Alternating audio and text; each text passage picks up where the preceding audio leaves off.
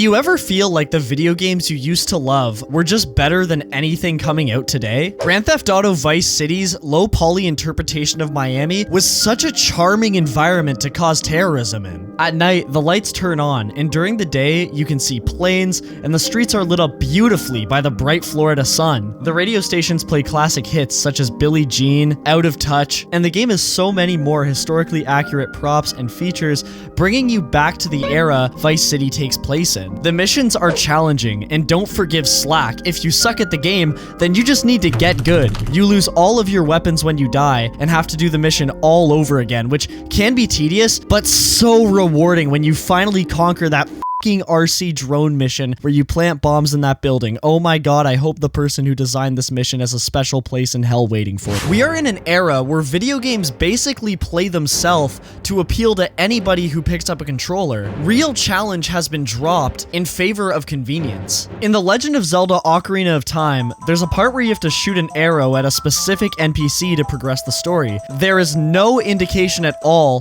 that this is what the player needs to do to continue playing through the narrative. And the only guiding light to shooting that NPC is you thinking, if I were Link, where would I go next? And then the rest is just left for you, the player, to figure out. While I believe this moment is an extreme example of raw game design, you just don't see stuff like this anymore. That trust developers had in the consumers not being completely brain dead has been beaten to death by incompetent game journalists,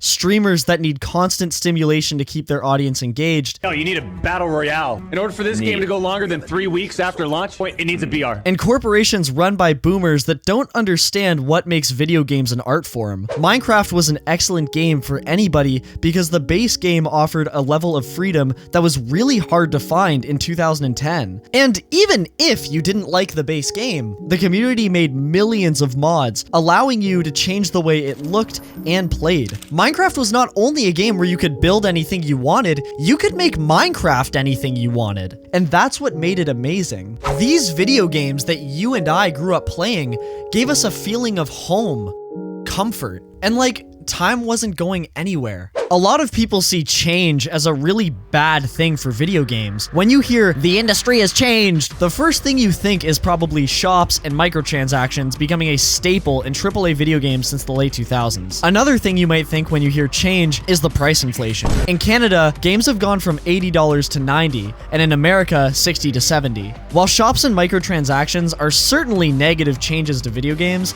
a lot of change is completely unavoidable, bound to happen, and certainly not a bad thing at all. As consoles evolve, video game design does as well. The simplicity that made Vice City so fun and charming works great on a PlayStation 2 game, but wouldn't translate too easily in a PlayStation 5 game. The formula of drive here and kill that guy is just a little bit too baseline, when now we have the power to fly crop duster into military chopper, kill off guards, take over aircraft, and then make your escape. One of the two is definitely more memorable than the other. Fortnite is a great example of a game that evolves with the market. Recently, Fortnite overhauled its graphics and gameplay so that players can move around easier and more fluently. Fortnite also constantly has something to do in the world, such as taking over enemy-controlled bases, fighting bosses, and much, much more, while also trying to win in a fight to the death with 100 other players. That design gives the casual audience Fortnite capitalizes off of a constant conveyor belt of stimulation, and is exactly why after all these years, Fortnite is still doing so well. It started off as just a baseline battle royale, and personally, I enjoyed that more than what it is now, but objectively, it is a deeper and better game now because of the way it's adapted with its audience. Nintendo is another great example of a large video game company changing their iconic formula to appeal to a larger audience. And when I say larger audience, it's not because competitive Smash players and Redditors come from the same root. The Legend of Zelda was for a long time an action-adventure series that you could only play one way, and you had to follow the path Nintendo laid out for you. But now in Breath of the Wild and Tears of the Kingdom, there is a whole new open world that the player can approach in a million different ways. And once again, this change was done because the consumer has become tired of the linear Zelda formula and wants something more sandbox-like. And the sales numbers that both games have achieved proves that changing up the formula works. The truth is, if media doesn't change and take risks, people are bound to get exhausted. Ubisoft is an excellent example of an out-of-touch company that doesn't understand where they need to be in 2024. In late 2012, Far Cry 3 came out, and people still praise that game today. There was a good amount of side content, the story had a really enticing villain. Well, I hope your mama and your papa really, really love you, because you two white boys, you look very expensive. And that's good, because I like expensive things. I'm sorry, what did you say? What did you say? Did you want me to slice you open like I did your friend? And the way the game controlled was just perfect. But today in 2024, Ubisoft has not changed their formula at all. They can still write a good bad guy. However, collectibles are still the exact same as they were from 2012, made for the sole purpose of stretching that time on howlongtobeat.com. The shooting has not evolved at all in a decade either, and the enemy AI is still falling for the same old tricks of throwing rocks and going, "It must have been my imagination." Like, Ubisoft, I love Skyrim as much as the next guy, but you shouldn't be using it as the standard for how your enemy AI should act. The only major change Ubisoft has made to their games is, of course, adding a shop, which is just... So Vice City was difficult, fun, and an excellent PlayStation 2 title, but there are a lot of games today that could be considered a lot better. Not every game has a shop and is littered with microtransactions to progress the story.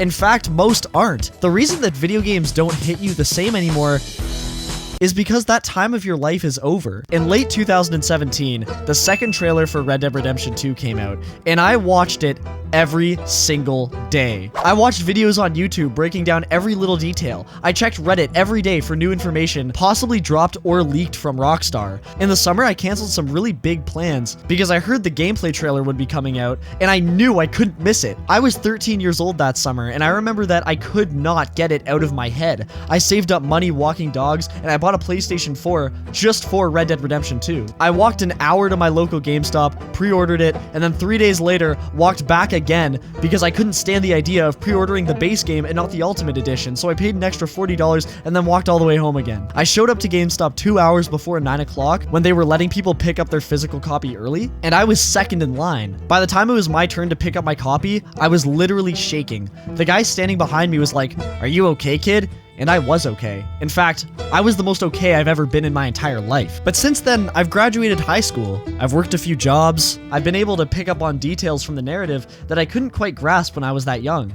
I've beaten Red Dead Redemption 2 well over 20 times, and I'm on my way to 100%ing the game for the second time now. I've done everything there is to do in online, and even started a new profile a few months ago, but the fact is, no matter how much I relive that experience, nothing will ever compare to my first playthrough. I'm sure that in 2024, there are probably many better games than Red Dead Redemption 2, but I just can't share the love anywhere else because of the history I have with that title. When people say Red Dead Online has issues, believe me, I've played enough Red Dead Online to know that it is plagued with issues, but I also love Red Dead like a mom loves her up kid, so I can look past all that stuff and appreciate the dozens of great qualities it has to offer. Video games will probably cling to you more than a book or movie. Not to say that video games are objectively a better form of telling a narrative, but what I'm saying is that when you're watching a movie that connects with you, the protagonist's experiences are enough to relate to you in some way. You can connect with them to a certain extent,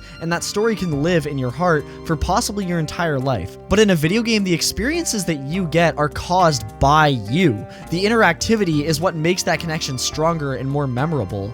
In Red Dead Redemption 2, you are on an adventure with Arthur, and Arthur is on that adventure on your own terms. The things that Arthur does and the things that make Arthur develop as a character are 100% caused by you progressing him on his journey. If you watched Arthur collect all of the legendary animal pelts, it wouldn't be nearly as rewarding as collecting all of those pelts yourself, which is what video games do. We as humans live for achievements, whether it's finally making that phone call you've been putting off for the last week, or helping your team win the playoffs that you've been practicing for months. Video games can not only tell an amazing story, but they also give you that feeling of achieving something, even if it's virtual, which is what keeps you and I coming back to them. Leveling up, achievements, and collectibles are all things that push you to feel that sense of progress. So of course, after spending at least 70 hours in Red Dead Redemption 2, playing through the story and exploring the world, you're going to resonate with it on a very deep level. And years later in life, you'll still remember that experience to a certain extent. Have you ever noticed that you can pinpoint somebody's personality traits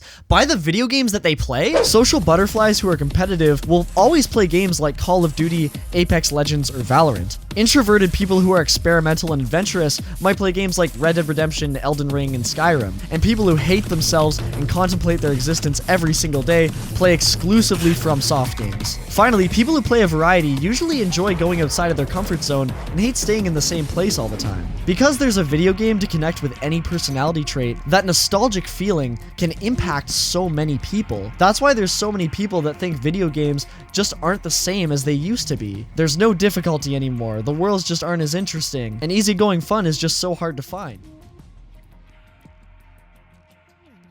Do you want me to really blow your minds? Yes, please. Oh, everybody who's like, I miss the old Anthony or the old Sean. Yeah. It's like, no, you don't. You miss how you felt back when you were watching those videos at that time, because you were probably in school. And you probably just came home from school and just watched videos all day and had a great time. But now you're grown up. And now you have responsibilities. And now you're in college and you have a job. And you're probably stressed out a lot. But you think it's the change in the channel? Sure, shops, microtransactions, padding in open world games, and incompetent game designers are plaguing an industry once dominated by nerds who actually cared about their work. However, there are still tons of amazing experiences out there, just as good, if not better, than our beloved childhood games. Maybe the only thing that's really changed is you. If you go into everything thinking it won't be as good as that, you won't like anything that you try out. That's exactly what happened to me when I first tried Cyberpunk. I thought, but it just won't be as good as Red Dead Redemption 2. I let it collect dust for a few months and then tried it out again with an open mind, and I absolutely loved it and would recommend it to anybody who likes open world story games. Leaving my comfort zone and accepting that Red Dead is just one of the many great games to come has led me to play tons of games that stuck with me as well, such as The Last of Us, Starfield, The Witcher 3, Crusader Kings 3, Half-Life Alyx, Grand Theft Auto 4, 3, Vice City, and San Andreas, and so many others. Behind every game pessimist is just an adult who wants their childhood back, and a lot of people can't accept that opening their window is really what lets the light back in. All they have to do is open their mind up and learn to cherish the moment they're in, and accept that video games are still as much as an art form as they've always been. Try new things, and live on as a respectable member of society. You will never get the feeling back. You will never experience the magic that game gave you. But that's okay, because there is so much more magic in this world. Thankfully, we have a lot of great looking games to look forward to, such as Grand Theft Auto 6, The Elder Scrolls 6, Persona 6, Call of Duty Black Ops 6. So what do you guys think about all this? Have you stumbled upon a game recently that really struck you deep? Make sure to leave your answer in the comments below and I'll check them out as soon as I possibly can. As always, thank you so much for taking time out of your day to watch this video, and make sure to have a good one.